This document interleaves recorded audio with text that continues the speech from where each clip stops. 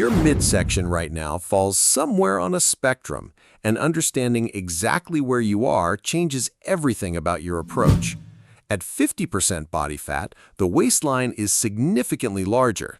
At 40%, it is smaller, but abs remain completely buried under fat. At 30%, the stomach is much flatter, but visible abs still do not exist. At 20%, abs first become genuinely visible for most people. At 10% body fat, you will have a well-defined six-pack, assuming you have developed the actual ab muscles through proper training. At 6%, you would be lean enough for a professional natural bodybuilding competition, which requires extreme dieting with significant quality of life trade-offs.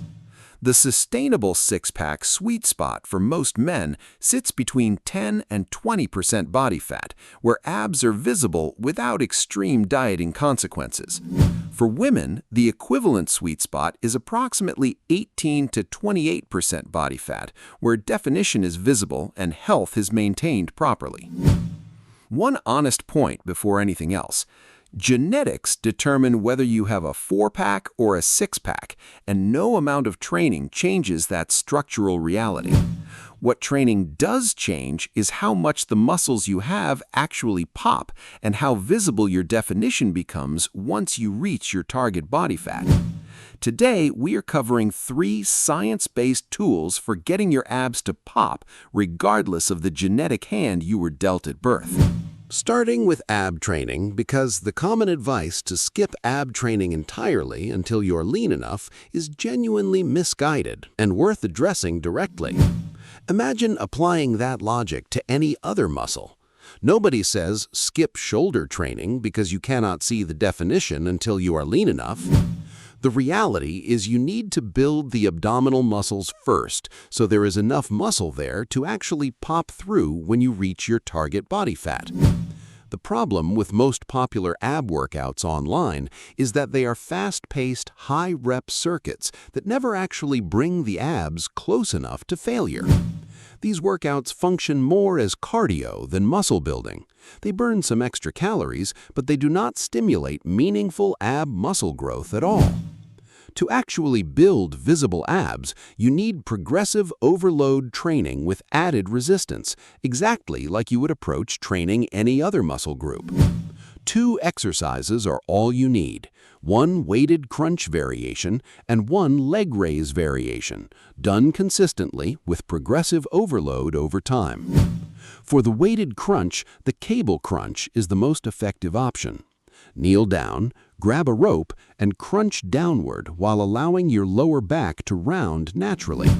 Do not pull with your hands. Keep the tension focused entirely on your abdominal muscles throughout every single repetition of each working set.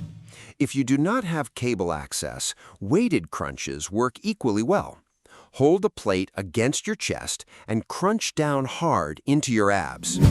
Perform 3 sets of 10 to 12 repetitions twice per week, taking your final set of each exercise all the way to complete muscular failure. Failure means you genuinely cannot complete another full repetition despite maximum effort, rather than stopping because it simply becomes uncomfortable or challenging. Each training session, add either a small amount of weight or 1 extra repetition while maintaining clean, controlled form throughout the entire movement. For the second exercise, leg raises target the lower abdominal region more directly than crunches, which tend to emphasize the upper four-pack area. Hanging leg raises from a pull-up bar work well, but the Roman chair variation allows better lower back stability for directing attention specifically to the abs. If straight leg raises are too difficult, begin with bent knee raises instead and work toward the full straight leg version over several weeks consistently. 3 sets of 10 to 20 repetitions twice per week, taking the final set to failure and adding 1 repetition each week until reaching 3 sets of 20. After reaching 3 sets of 20, you can add ankle weights or slow down the negative portion to continue progressing beyond the body weight threshold. Planks are excellent for core stability, but are not the most efficient tool for actually building visible six-pack muscles. Consider them optional rather than essential. This is your complete ab training plan performed twice per week. The total time investment is minimal, but the consistency applied over months creates real visible results. Now the most important component, because no amount of optimal ab training produces visible results until your body fat drops to the visible threshold for your gender. For diet setup, take your current body weight in pounds and multiply it by 10 to 12. That is your daily calorie target for fat loss. Take your goal body weight in pounds and multiply it by 0.8 to 1. That is your daily protein target in grams for the entire diet. Ensure you eat a minimum of 50 grams of fat per day and treat all remaining calories as flexible to be filled with carbohydrates, fat, or additional protein. Here is the key insight that liberates most people from unnecessarily restrictive thinking. The types of foods you eat matter far less than consistently hitting your daily targets. A natural bodybuilder achieved 6.2% body fat measured by DEXA while regularly eating Pop-Tarts throughout his cutting phase. The targets were what mattered. That does not mean food quality is irrelevant. Prioritize minimally processed, nutritious whole foods most of the time because they support satiety, performance, and health. But do not let perfect food choices become the enemy of consistent calorie and protein target adherence, which is what actually drives fat loss results. For fat loss rate, aim to lose approximately 0.5 to 1% of your total body weight per week to preserve muscle while losing fat consistently.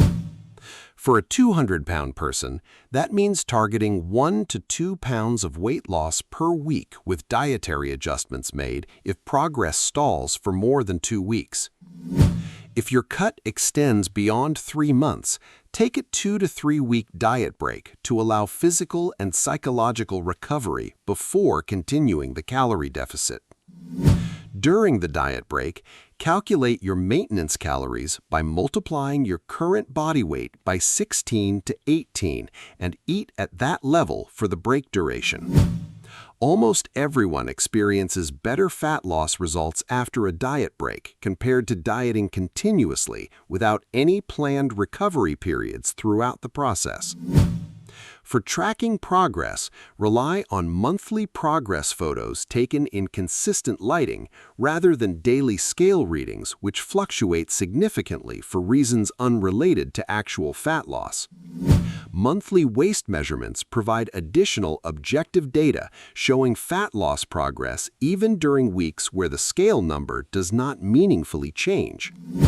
Avoid targeting body fat levels below 8 to 10% for men or 18 to 20% for women without specific athletic reasons for doing so.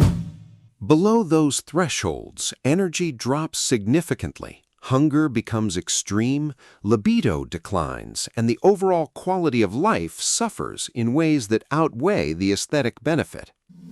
3 supplements are worth genuine consideration for this process, with honest expectations about what each one actually does and does not deliver. Protein powder is not required, but significantly simplifies hitting your daily protein target. A shake after training provides a practical high-protein addition to your daily total.